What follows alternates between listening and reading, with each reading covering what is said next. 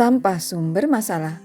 Meningkatnya produksi sampah yang dihasilkan masyarakat, namun belum diimbangi dengan penanganan dan tempat pengelolaan sampah yang memadai, menyebabkan alam beralih fungsi sebagai tempat pembuangan sampah. Pencemaran lingkungan akibat sampah yang dibakar dan dibuang sembarangan disebabkan kurangnya kesadaran dan pemahaman masyarakat akan dampaknya terhadap kesehatan dan kelestarian lingkungan. Ketika adanya larangan membuang sampah sembarangan oleh pemerintah desa, menjadi dilema karena masyarakat tidak tahu sampah akan dikemanakan setelah dikumpulkan. Timbulan sampah di Wonosobo pada tahun 2021 mencapai 363.000 kg per hari atau 132.496 ton per tahun. Bagaimana langkah kita? Awali dengan bank sampah praktis ekonomis atau disingkat bank sapraktis. Bank sapraktis adalah sistem bank sampah minimalis yang merupakan alternatif solusi dini untuk menangani permasalahan sampah dengan anggaran minimal tetapi manfaat maksimal. Dengan slogan lingkungan bersih, warga sehat, dan tabungan bonusnya, kami mengajak masyarakat untuk mengurangi dan memanfaatkan sampah yang dihasilkan agar memiliki nilai ekonomi serta mewujudkan kesehatan dan kebersihan lingkungan. Pikir membersihkan lingkungan, ya Bu. Bank sapraktis berfokus pada aspek sosial, aspek ekonomi, dan aspek lingkungan. Sebuah program pengelolaan sampah berbasis pemberdayaan masyarakat dengan sosialisasi, pendampingan, minimalisasi biaya pelaksanaan, dan mendukung terciptanya kerjasama pentahelik dalam penanganan sampah.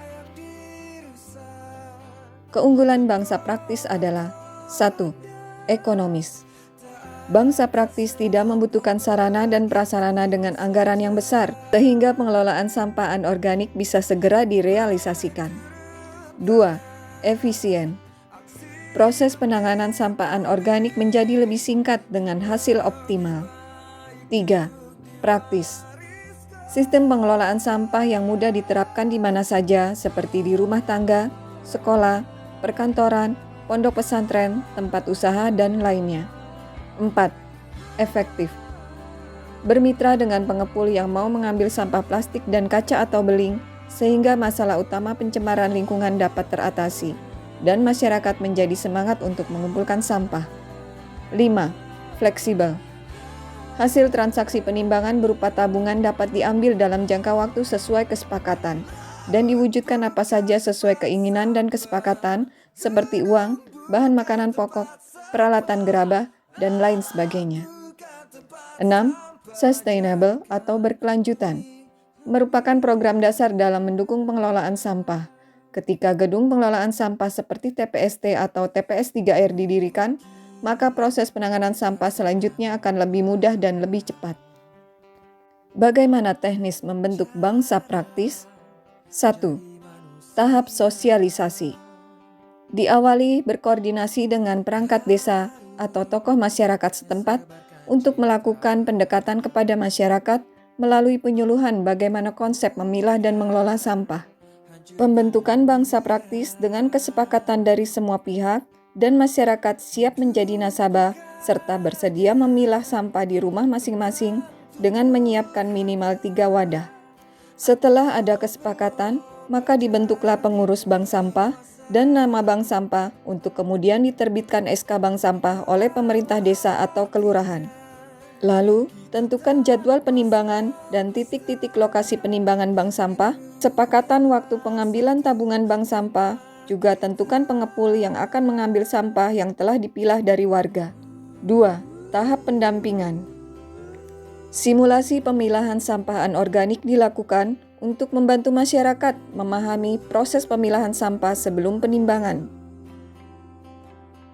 Mempersiapkan administrasi bank sampah meliputi buku register, buku penjualan, buku penerimaan barang, buku bendahara, lembar atau slip penerimaan, buku piket, buku pengambilan, buku tamu, dan buku tabungan sebelum hari penimbangan sampah.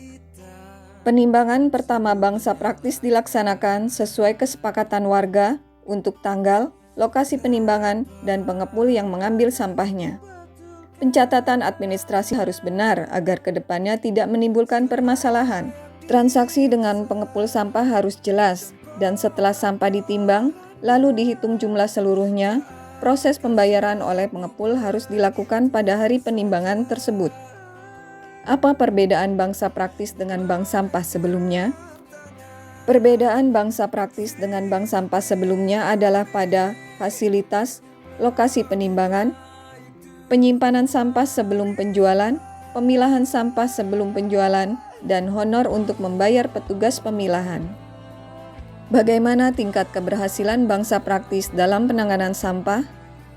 Setelah dibentuk bangsa praktis pada tahun 2021, persentase rata-rata penanganan sampah mencapai 20%. Apa kata mereka tentang bangsa praktis? Semenjak adanya bank sampah praktis ekonomis, rumah menjadi lebih sehat, lebih bersih. Lingkungan jadi bersih, tidak ada lagi sampah yang berserakan, tidak ada lagi sampah yang dibakar-bakar. Yang tadinya kegiatan pengajian itu setelah kegiatan usai berlalu, biasanya itu untuk lingkungan pengajiannya itu sampah berserakan, panitia istilahnya harus bersih-bersih sendiri. Sekarang untuk sampah-sampahnya itu kebanyakan malah dibawa oleh warga. Dan warga juga sekarang lebih pintar untuk memilah-milah sampah.